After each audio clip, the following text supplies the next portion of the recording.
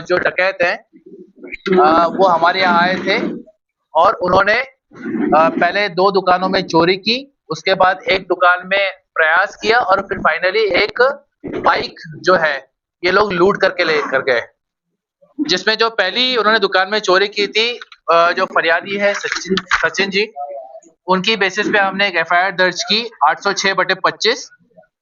उसी तरह गोपाल चंद्र जी सोनी जी के यहाँ से भी जो उन्होंने चोरी की, उनके यहाँ से भी हमने एक एफआईआर दर्ज की। कमल मेवाड़ी जी का यहाँ से जो है जो बाइक उठाई उसके बेसिस पे और फाइनली एक जो जगह प्रयास किया उसके बेसिस पे। इन चारों के बेसिस पे हमने 4 एफआईआर दर्ज की और एफआईआर जो है हमने डकैती की धाराएं लगाई है, क्योंकि ये 12 लोग आए थे, 12 लोग बाइकों से आए थे, बाइक पर इनके पास राइफल भी थी जिससे उन्होंने एक फायर भी किया था, हवाई फायर। तो एक तरह का उन्होंने एक प्रयास किया था यहाँ पर चोरी, लूट और डकैती का। तो हमने जो धाराएं हैं वो भी जो मैक्सिमम हो सकती है जो डकैती की, हमने वो लगाकर फिर हमने प्रॉपर टीमें बनाई। टीमों का सबसे पहले हमारे लिए इंफॉर्मेशन चैलेंज ये था कि ये लोग कौन है, उनको आइडेंटिफाई करें।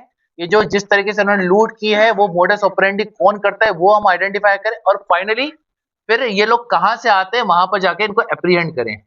सिस्टमेटिक तरीके से हमने सबसे पहले सीसीटीवी फुटेज की बेनिफिट से, उनके रक्की करने के रूट से, इनके आने के रूट से और जाने के रूट से, टेक्निकल एनालिसिस के रूट पे हमने आइडेंटिफाई किया और मोडस ऑपरेंडी के बेसिस पे हमने आइडेंटिफाई किया कि गुना के पारदी गैंग है।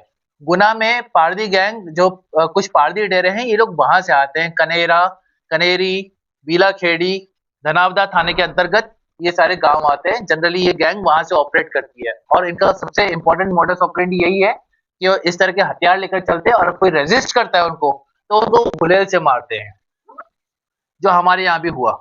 फाइनली जब हमने ये आइडेंटिफाई किया सीसीटीवी बेसिस के फुटेज के बेसिस पे और टेक्निकल एविडेंस के बेसिस पे कि गुना के पारदी गैंग है, तो हमारे नेक्स्ट टारगेट था कि अब इनको हम एप्रीहेंड कैसे करें। उसके लिए जरूरी था कि इनके सभी के नाम आइडेंटिफाई हो और हमारे पास टेक्निकल ऐसा कुछ डेटा आए या ऐसी मुखबिर आए जिससे हमको ये पता चले कि ये कहाँ रहते हैं, कौन सा इनका घर है, कौन सा इनका डेरा है और अभी ये लोग कहाँ लोकेटेड। चलो डेरा तो यही है इनका, बीलाखेड़ी डेरा है या छोटी कनेरी डेरा है, लेकिन ये हैं भी कि नहीं वहां पर। तो ये हमारे लिए एक चैलेंज था, उसको भी हमने मुखबिरी से और टेक्निकल डेटा के बेसिस पे हमने आइडेंटिफाई किया। तो हमारे सामने ये आया कि ये इस बिलास के जंगल में छुपे हुए हैं। बिलास के जंगल में जब हमको पता चला ये लोग छुपे हुए हैं तो हमने फिर उसमें सिस्टमैटिक टीमें बनाई। टीमें इसलिए बनाना जरूरी थी कि बिलास के जंगल हमारे नया टोपोग्राफी था और हमको एक सरप्राइज अटैक भी करना था।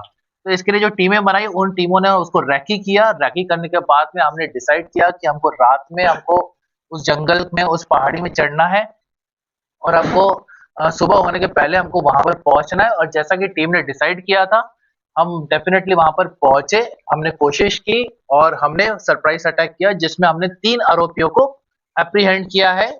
बंदूक मिली है हमको उनकी भरमार, 15 जो है उनके 12 बोर के कारतूस मिले हैं और 30,000 रुपए कैश मिले हैं। और बाकी उनके जो आपने देखा ही जैसे क्लिप में कि वो कैसे सो रहे थे, कैसे वहां पर जीवन यापन कर रहे थे, वहीं पर ही वो लोग जंगल में रहकर वहीं पर ही सुअर मार के खाते हैं या वहीं के लोगों को भी थोड़ा सा जो है डरा धमका के कुछ पैसे ले लेते हैं या जो भी करते हैं।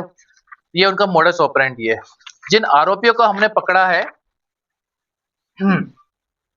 जिन आरोपियों को हमने पकड़ा है उनके नाम है, हाँ जी, उनका नाम है एक जीवा पिता रोबा पारदी। ये जीवा पारदी जो है 42 साल का है। इसके ऊपर कम से कम 14 अपराध हैं अलग अलग धाराओं में, जिसमें बड़ी बड़ी धाराएं डकैती की, लूट की, 307 अटेम्प्ट टू मर्डर, ऐसी धाराएं अलग अलग जिलों में अलग अलग राज्यों में। दूसरा है गिरिराज पारदी, गिरिराज पिता जगदीश पारदी। इसके ऊपर भी मारपीट का, डकैती का जो है अपराध है। और तीसरा है छोटू पिता छैला पारदी, 20 साल का, निवासी थाना धरनावदा। ये तीनों धरनावदा थाना क्षेत्र के अंतर्गत जो डेरे आते हैं वहां के रहवासी हैं। अब हमने इनको एप्रीहेंड किया है, इनसे ये माल बरामद किया है और हमको अब हम इनसे पूछताछ कर रहे हैं और पूछताछ करने से हमको और चीजें क्लियर हो रही है और नाम हमको क्लियर हो रहे हैं। और जैसे जैसे पूछताछ आगे बढ़ेगी हमारा जो टेक्निकल एविडेंस है और जो हमारा इंट है और मजबूत हो रहा है, आगे चल के हम इसमें और ज्यादा कार्रवाई करेंगे। साइकिल बरामद हुई है उनके यहाँ से, जिसमें से 4 मोटरसाइकिल चोरी की है अभी तक जितना हमने फाइंड आउट किया है। तो आर्म्स जो है वो किस कैटेगरी के मतलब कितने?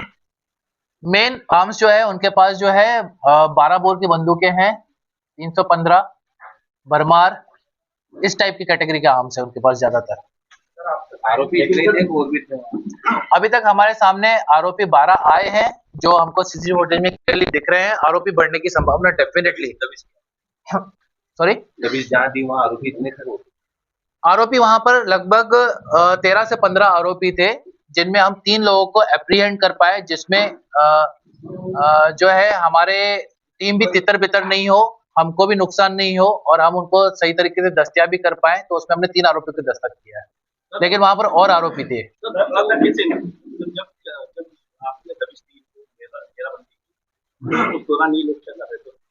उस दौरान ये लोग, कुछ लोग वॉशरूम से अभी फ्री होकर आए थे, कुछ लोग आग पे हाथ ताप रहे थे और तैयारी कर रहे थे, उठ गए थे, यानी ये लोग उठ चुके थे आराम से, अपना सुबह की जो दिनचर्या है वो उसमें लगे हुए थे।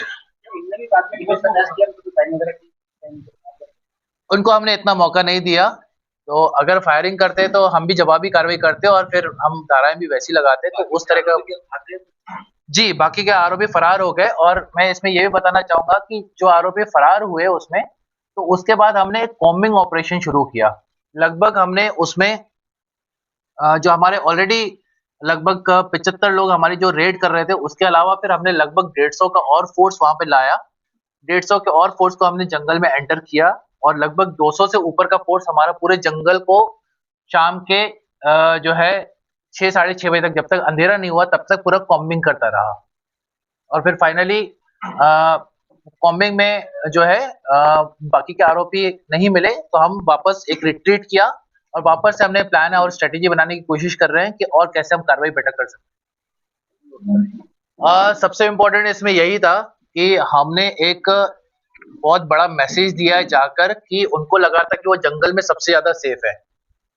यही उनका सबसे बड़ा यही था कि जंगल में सेफ है, क्योंकि जंगल में पुलिस आती नहीं है, जंगल में मोबाइल नेटवर्क काम नहीं करते, जंगल में उनको ढूंढना मुश्किल है, तो हमने जंगल में दबिश दी। तो एक तो सबसे पहले मैसेज दिया है हमने।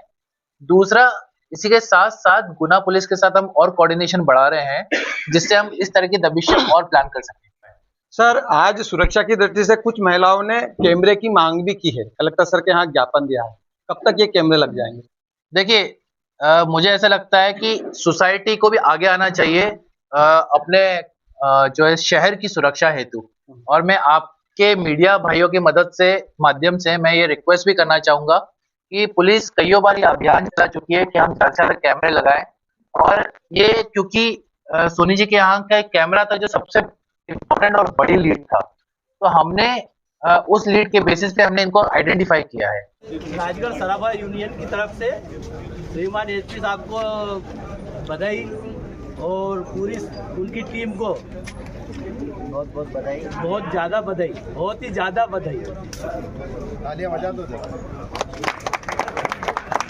अरे इसको ले जाओ, ये खुरकुर ले जाओ यहाँ से सभी को जो माला ये जो सराफा के जो व्यापारी है, हमारे जो व्यापारी भाई है, जिन लोगों की बधाई के पात्र जो है, ये मेरी पूरी टीम जो यहाँ पर खड़ी है, ये सभी लोग बधाई का पात्र है। ये जो इन्होंने माला मुझे पहनाई है, एक्चुअली माला के हकदार जो है ये सभी लोग हैं, तो मेरी तरफ से ये सभी सबको बधाई है।